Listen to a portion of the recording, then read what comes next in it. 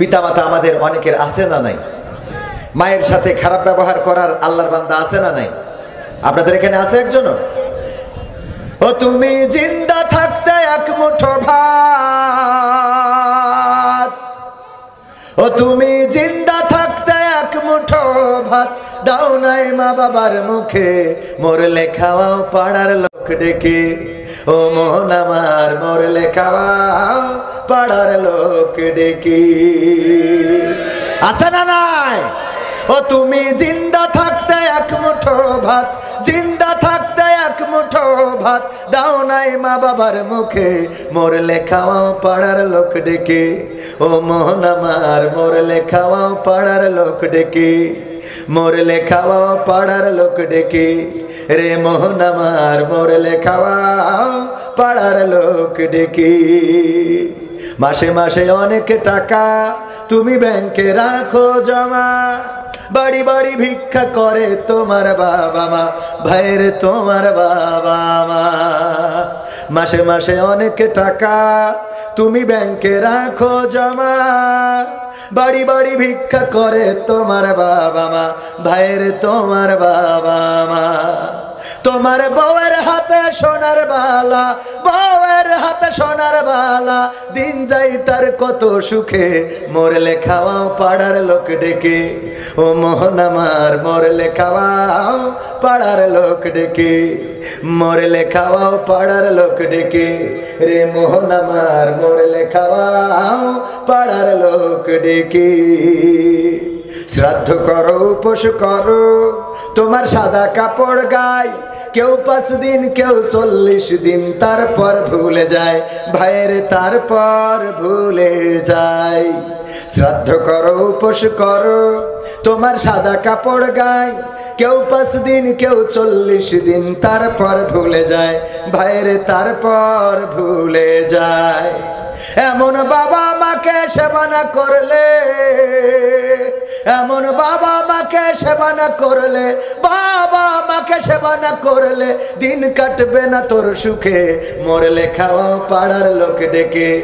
রে মোহন আমার মরলে খাওয়াও পাড়ার লোক ডেকে, মরলে খাওয়াও পাড়ার লোক ডেকে। ও সাতক্ষীরাবাসী মরলে খাওয়াও পাড়ার লোক ডেকে। ও তুমি জিন্দা থাকতে এক মুঠো ভাত, জিন্দা থাকতে এক মুঠো ভাত দাও নাই মা বাবার মুখে, মরলে খাওয়াও পাড়ার লোক ডেকে।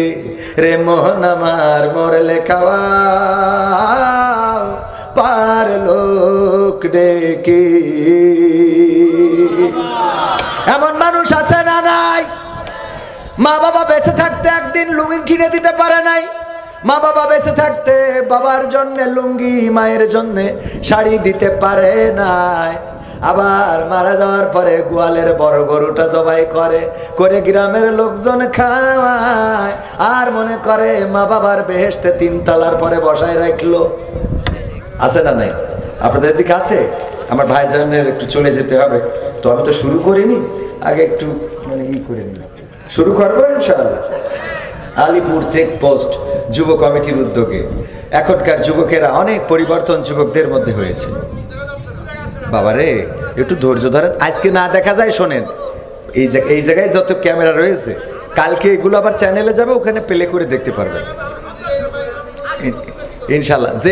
যাদের একটু কষ্ট হচ্ছে, আমরা আগামী দিন আপনাদের ওইখানে যাব, মাইক্রোফোন একটু ক্লিন রাখবেন, মাইক্রোফোন ক্লিন রাখবেন। আজকে এই যে আমি তো দেখতে পাচ্ছি, এই যে দেখা যায় তো, হ্যাঁ এই যে এখন তো দেখা যাচ্ছে। ওরে বাবা রে, ঠান্ডা সবাই আছে, ও তো এই হ্যালোর জন্য কাঁদছে না। এখন দেখা যাচ্ছে না? হ্যাঁ, আলিপুর চেকপোস্ট যুব কমিটির উদ্যোগে আয়োজিত তাফসিরুল কোরআন মাহফিলের শ্রদ্ধাভাজন সভাপতি আমার পাশেই বসা জনাব মোহাম্মদ মুফাজ্জল হোসেন সাহেব দামাত বারকাতুহু, আল্লাহ রাব্বুল আলামিন ওনাকে হায়াতে তাইয়্যিবা নসিব করুন, বলেন আমিন। এছাড়া আজকে প্রধান অতিথি হিসাবে উপস্থিত হয়েছেন জনাব আলহাজ আব্দুর রউফ সাহেব, চেয়ারম্যান 7 নম্বর আলিপুর ইউনিয়ন পরিষদ।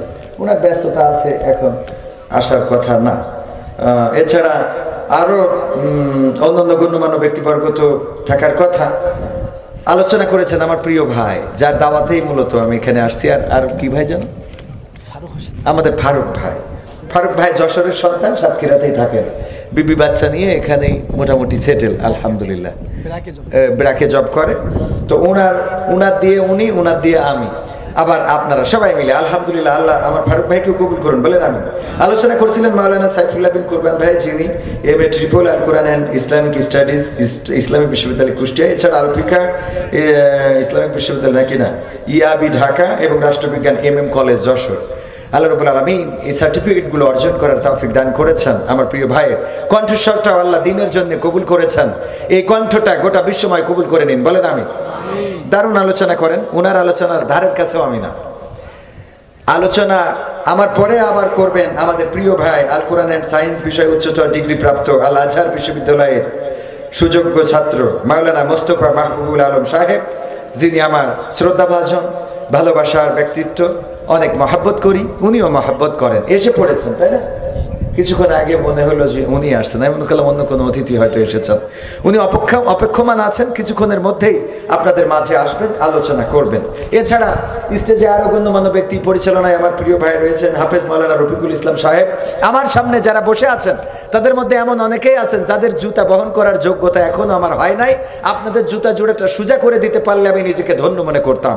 অনেক আবেদ লোক রয়েছেন, অনেক মুফতি, মুহাদ্দিস, মুফতামিম, হাফেজ, কোরআনের খাদেম, এমন তাহাজ্জুদ গুজারি আছেন যারা মুস্তাজাবুদ দাওয়া, দোয়া করলে আল্লাহ কবুল করে নেন।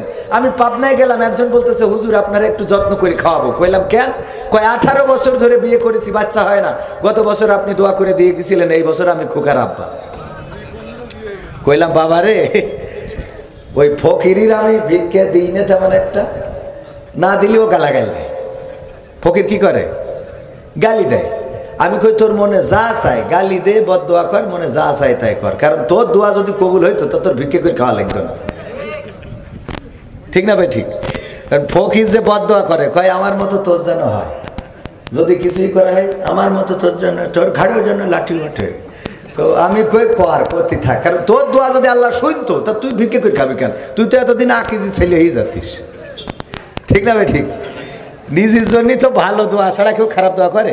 আল্লাহ আমার সম্পদ দাও, সন্তান দাও, বউ দাও, 4-5, এরকম দোয়া করে না সবাই? তো ওর দোয়া যদি কবুল হয় তা ওর তো ভিক্ষে করে খাওয়ার কথা না। তাই বললাম বাবা আমি ওই ফকিরগের মতো, আমার দোয়া আসলে অত কবুল হয় না, ওরকম হয়নি। তবে এটা ঠিক যে আমি যাদেরকে নিয়ে দোয়া করি, যারা সামনে থাকে, তারা এমন অনেকেই মুস্তাজাবুদ দাওয়া, যারা দুটি হাত তুলে, এবার যাইতে পারেন, যারা মুস্তাজাবুদ দাওয়া, যারা দুটি হাত তুললে আল্লাহ সেই হাতটা ফিরান না, এমন মানুষ এখানে আছে না নাই? কথা কয় না, আছে না নাই? সুতরাং আপনাদের নিয়ে, সাথে নিয়ে দোয়া করতে পারলে আল্লাহ সেই দোয়া কবুল করে হয়তো আমাদের মনের আকাঙ্ক্ষা, আমাদের চাহিদা, আমাদের স্বপ্ন পূরণ করে দিতে পারে না পারে।